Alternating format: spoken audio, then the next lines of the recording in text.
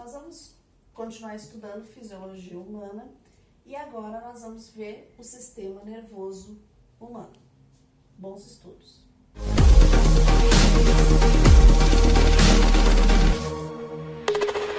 O sistema nervoso, ele é responsável por captar, processar e gerar respostas diante de estímulos aos quais somos submetidos. Então, nós vamos receber a informação do meio ambiente, a informação externa, e o nosso sistema nervoso vai trabalhar com essa informação para dar as melhores respostas, tá?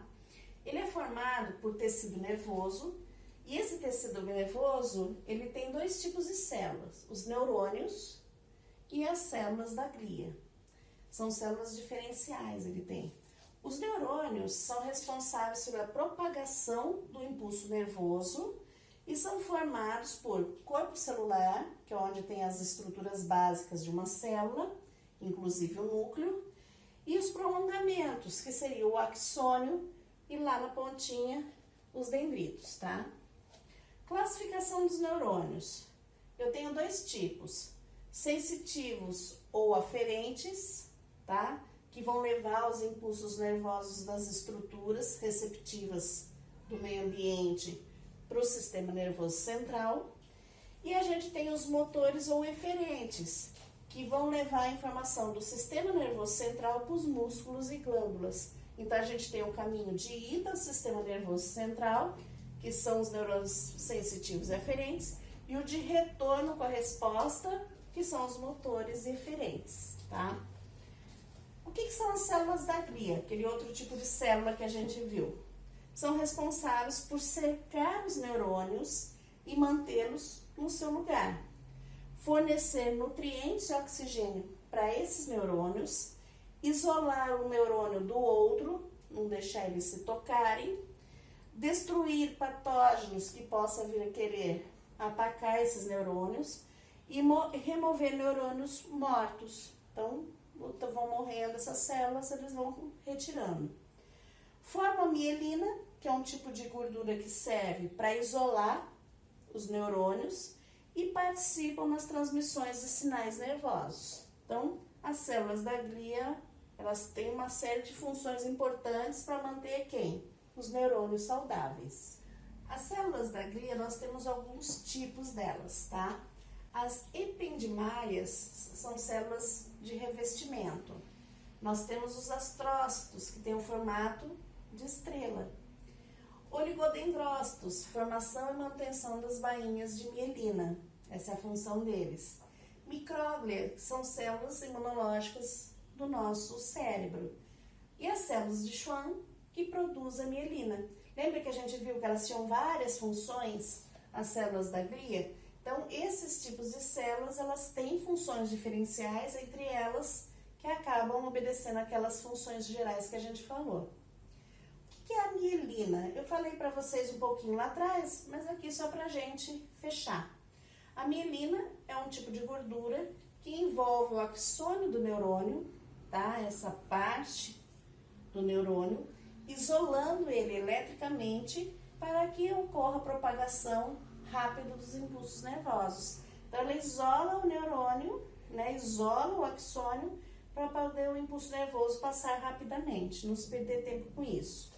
Eu fiz aqui para vocês um neurônio, eu sei que ele não é assim um show de bola, mas dá pra gente entender para que ele serve.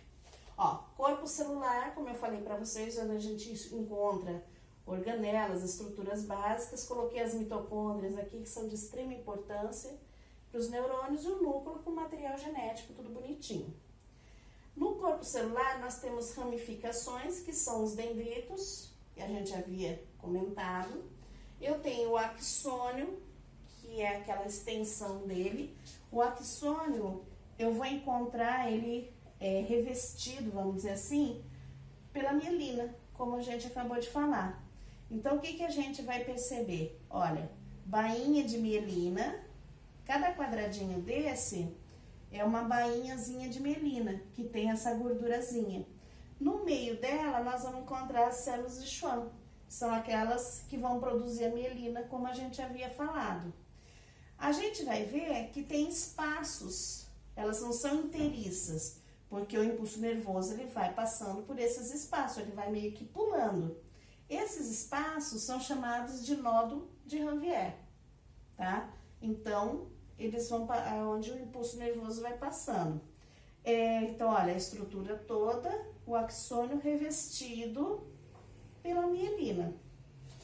Lá na pontinha, a gente tem um monte de dedinhos do neurônio. Esses dedinhos são os telodendros. Então, eu tenho dendritos aqui no corpo celular, axônio e os telodendros lá na pontinha, formando essa célula. Vocês percebem como o neurônio é uma célula totalmente diferencial daquelas que nós estamos acostumadas a ver, né? Então, essa é a formação dele aqui. O sistema nervoso, ele é dividido em duas partes.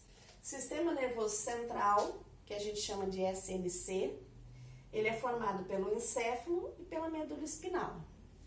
E o sistema nervoso periférico, SNP, que é formado pelos nervos. O que são nervos? São fibras nervosas agrupadas em feixes, tá? Os gânglios, que seriam acúmulos de neurônios que estão fora do sistema nervoso central. E as terminações nervosas. Então, nós temos três partes aí: nervos, gânglios, terminações nervosas, formando o sistema nervoso periférico. O que a gente percebe?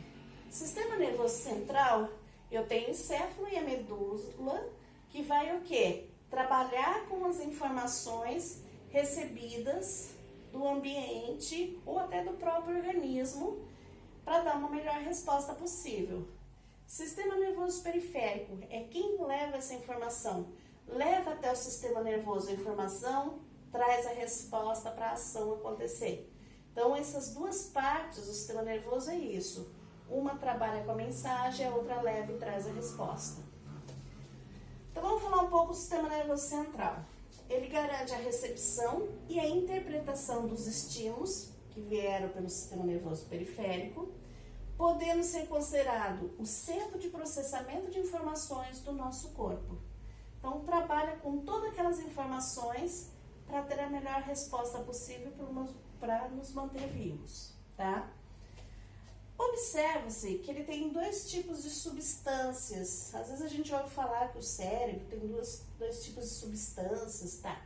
Seriam quem elas? Substância branca e substância cinzenta. Quem são? Por que tem essa coloração diferente? Quem são elas? Substância branca é que a gente vai encontrar nela uma quantidade maior de axônio dos neurônios. E ela é branca por causa de quem? Da mielina, que dá uma coloração esbranquiçada, porque é aquela gordura que a gente falou. Como são os axônios que eu mais encontro ali, eu vou encontrar mais a mielina, então ela fica esbranquiçada. A substância cinzenta que eu encontro em algumas partes do meu sistema nervoso central, ela é formada pelo corpo celular, é a cabeça, grosseiramente falando, do neurônio. Então, ela fica mais escura porque é o corpo do neurônio, o corpo celular dele, com organelas, núcleo, aquela coisa toda. Então, quando a gente vê no sistema nervoso central essas duas colorações, porque os neurônios estão distendidos ali, uma parte, a mais escura, você vai encontrar o corpo dos neurônios, a mais clara você vai encontrar o axônio dos neurônios, por isso que tem essa diferenciação. No encéfalo, com exceção do bulbo, a substância cinzenta localiza-se externamente. Então, da parte de fora do encéfalo, eu tenho mais parte cinzenta e interna mais parte da branca. Na medula, eu vou encontrar internamente mais a branca e externamente mais a cinzenta. Então, a gente vai ter essa coloração diferencial aí. O sistema nervoso central, ele é protegido por ossos e por membranas. O encéfalo é protegido pela caixa craniana e a medula pelas vértebras.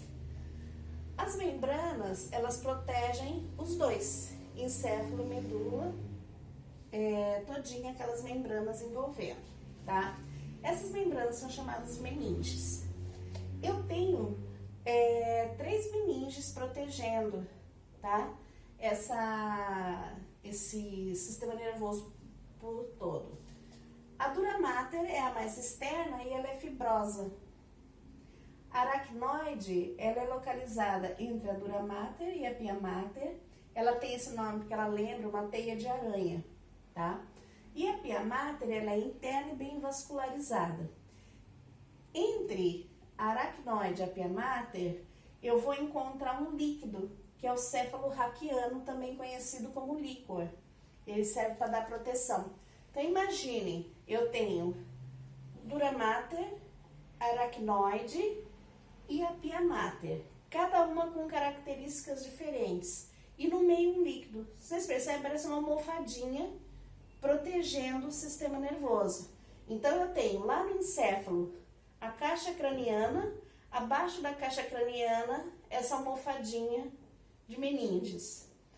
Eu tenho a medula espinal, protegida por várias caixinhas, que são as vértebras, e essas meninges em volta, fazendo que nem uma almofadinha. Então, o nosso sistema nervoso central, ele é muito bem protegido por ossos e por meninges, tá?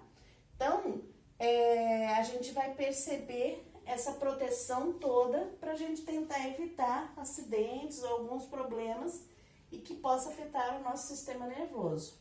Eu fiz uma representação, coloquei para vocês aqui, que é só uma imagem simbólica. Então, eu tenho, olha, encéfalo e medula espinal.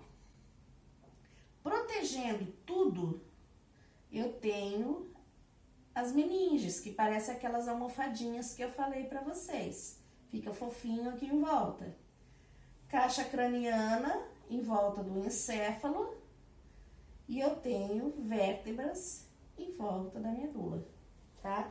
Então, essa é a proteção que a gente tem pro nosso sistema nervoso central, tá? Algumas estruturas que eu vou encontrar no nosso encéfalo. Então, eu tenho encéfalo e medula formando o sistema nervoso central. Então, quais são as estruturas que eu vou encontrar? Então, algumas delas, para vocês terem uma ideia, o que eu encontro no encéfalo.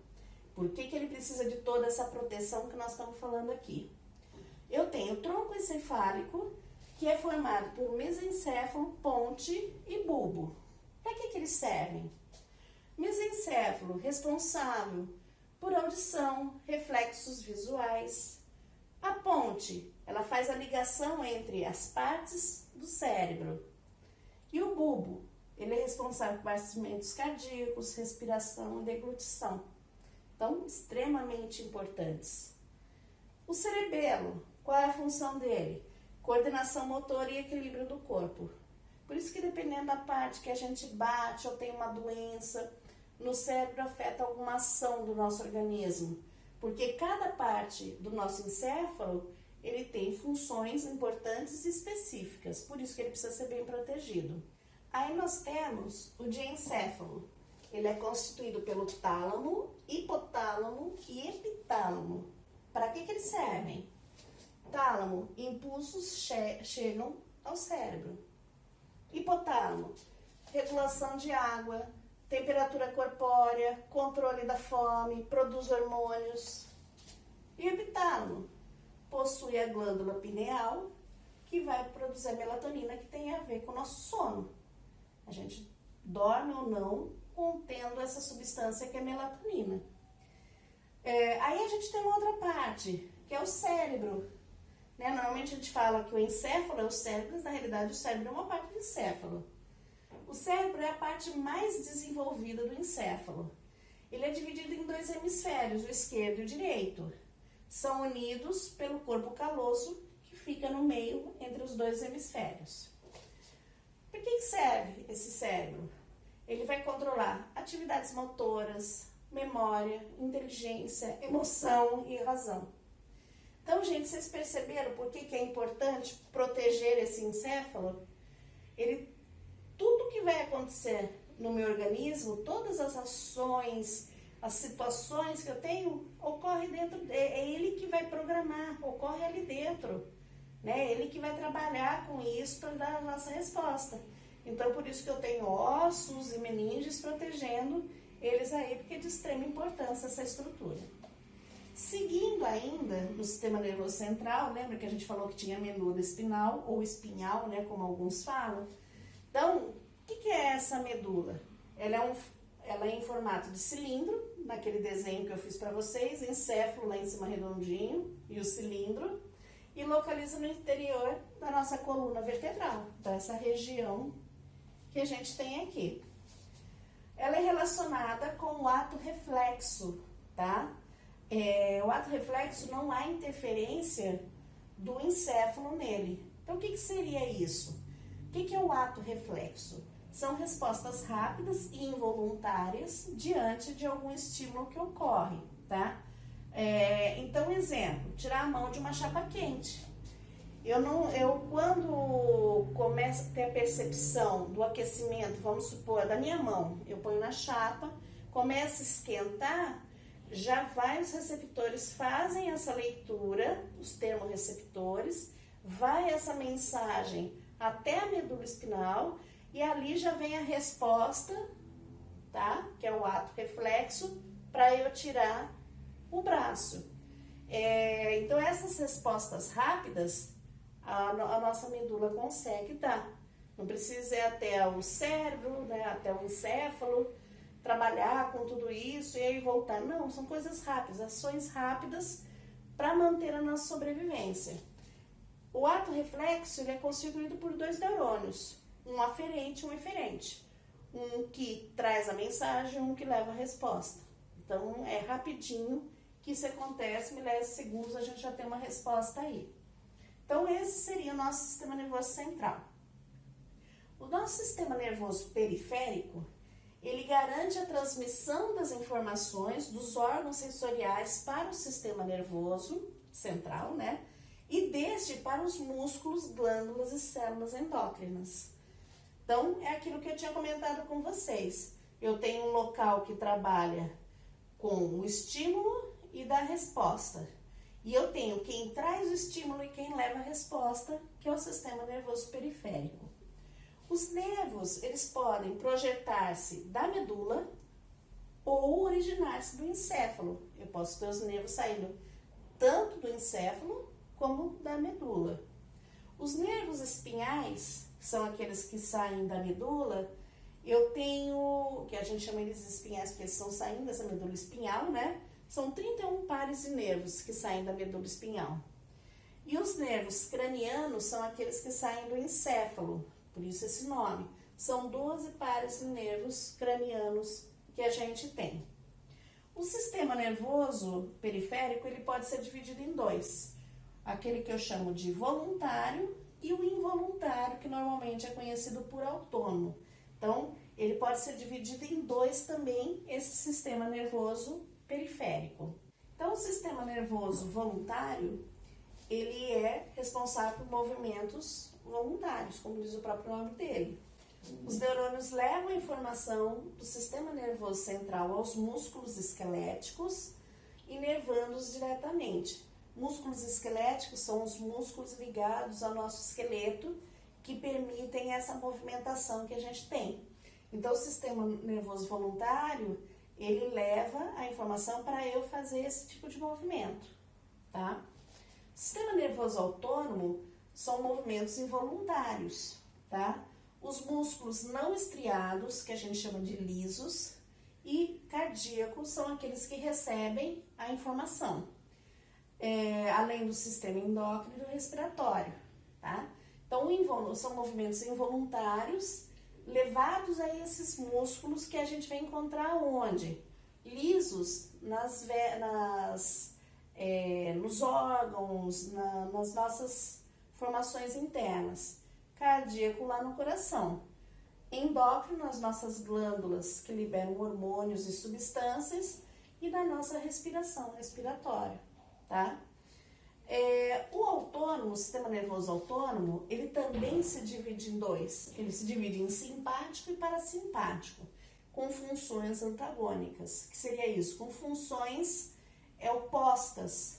Quando um faz uma coisa, o outro vem para voltar ao que era antes, justamente para não ficar estressando o organismo. Então, eles têm funções contrárias. São controlados pelo sistema nervoso central, lá o hipotálamo, e atuam pela ação de duas substâncias, a adrenalina e a acetilcolina.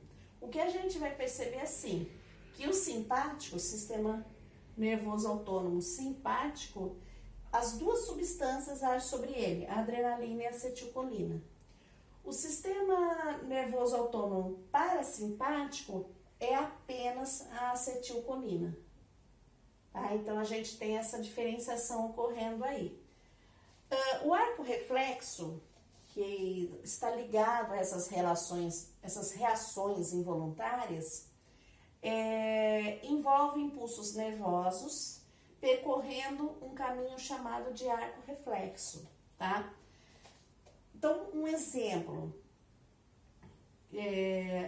aquele que a gente chama de reflexo patelar. Às vezes a gente vê o pessoal batendo martelo no joelho para levantar a perninha, aquela coisa toda para ver se o reflexo tá bom.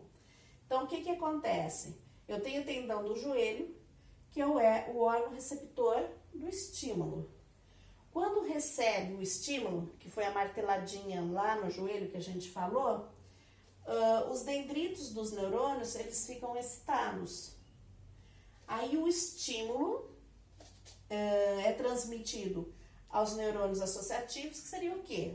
Os neurônios que estão ligados ali e levam a informação até o encéfalo, por meio de sinapses, tá? Que é a passagem dos neurotransmissores, que transmite o impulso aos neurônios motores, que são aqueles neurônios que excitam os músculos, no caso aqui da coxa, tá? Fazendo com que a perna se movimente, tá? Então, isso é um movimento que a gente tem involuntário, que a gente chama de arco reflexo, e faz toda a movimentação dessas estruturas. Então, como ali no arco reflexo a gente falou de sinapse, e eu falei para vocês que seria a transmissão dos neurotransmissores para passar o impulso nervoso, então a gente vai dar uma olhadinha para fazer o fechamento dessa nossa aula em sinapses, tá? Então, o que é a sinapse? É a região localizada entre neurônios, onde agem os neurotransmissores, tá? Quem são neurotransmissores? Mediadores químicos. Transmitindo, que nem a gente falou de adrenalina, acetilcolina, são neurotransmissores, tá? O que eles fazem? Transmite o impulso nervoso de um neurônio para outro neurônio ou para uma célula muscular, tá? Então, a sinapse é entre neurônios e entre neurônio e célula muscular. Então, isso pode acontecer. Então, eu coloquei aqui um exemplo para vocês. 2 neurônios, certo? Então, olha só, corpo do neurônio aqui, o corpo celular. Então, o impulso nervoso, ele passa pelo neurônio, como a gente já viu. Quando chega aqui nos telodendros, tem os dedinhos. Esses dedinhos, eles quase tocam o corpo celular, né? Os dendritos, né? Não o corpo celular em si, mas os dendritos do outro neurônio. E aí, o que vai acontecer? Ocorre a passagem dessas substâncias para fazer a passagem do impulso nervoso. Então, olha aqui, tá? Que eu coloquei para vocês. Finalização de um neurônio, o começo do outro neurônio. Então, eu tenho vesículas com neurotransmissores. Essas vesículas, elas vão caminhando conforme o impulso nervoso vem, ele vai fazendo com que elas caminhem e até chegar num ponto onde elas se abrem, rompe e joga os neurotransmissores aqui, que é quase encostadinho com o outro neurônio. Ele tem receptores desses neurotransmissores. Ele recebe esse neurotransmissor e ele passa o impulso nervoso. Ele se excita e ocorre a passagem do impulso nervoso. Então, isso é a sinapse, olha. Neurotransmissores sendo jogados, tem os seus receptores, e aí a gente tem a passagem do impulso nervoso, porque ocorre a excitabilidade desses neurônios. Então, a sinapse é esse ponto, essa região onde ocorre o quê? A passagem dos neurotransmissores, não a passagem, mas o estímulo dos neurotransmissores de um neurônio para o outro ou para o músculo, para poder ter a passagem do impulso nervoso. Então, essas são as sinapses. Eu espero que vocês tenham entendido a respeito do sistema nervoso, para que a gente possa seguir os nossos estudos.